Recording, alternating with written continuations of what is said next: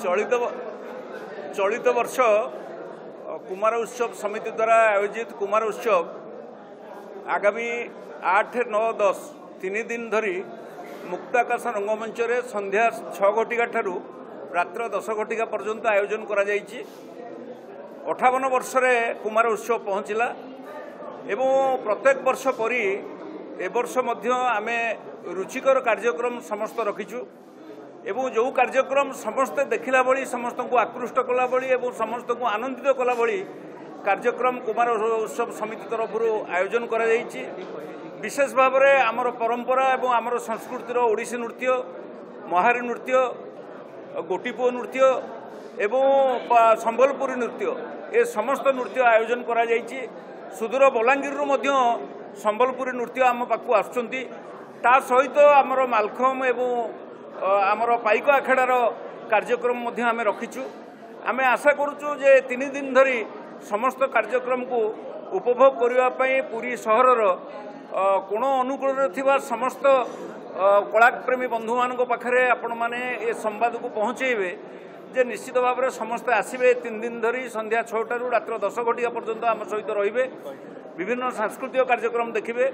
एथि सहित आमे कंपिटिशन रे जो पिला माने भाग नैतिले से पिला मानकु सेदिन मंच रे पुरस्कार दिया जिवो एवं 3 दिन धरी ये पुरस्कार कार्यक्रम रहिबो।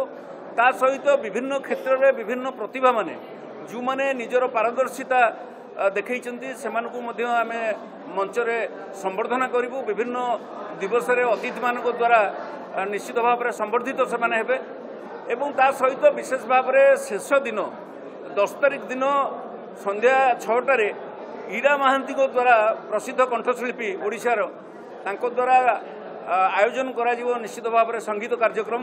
ए कार्यक्रम को देखिबा पई बहु संख्या रे समस्त अपेक्षा करिसंती।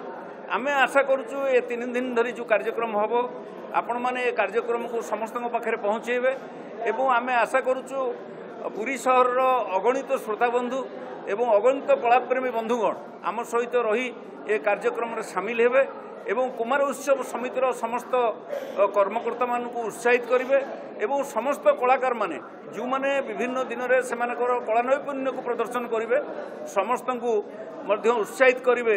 कारण आमे आमर संस्कृति एवं परंपरा को आमे केबे भी भूली ना। आमे आम संस्कृति एवं परंपरा भितर आमर समस्त कार्यक्रम को संपूर्ण करियो बोली कुमार उत्सव समिति संकल्पबद्ध एवं आगामी 58तम कुमार उत्सव आपण द्वारा निश्चित सफल हम समस्त पाखरे पहुँचब यही कामना रखी मु पुणी थे समस्त को धन्यवाद दूची। आशा करुच्ची समस्ते से 3 दिन आम साथ रहिबे। जय जगन्नाथ, नमस्कार।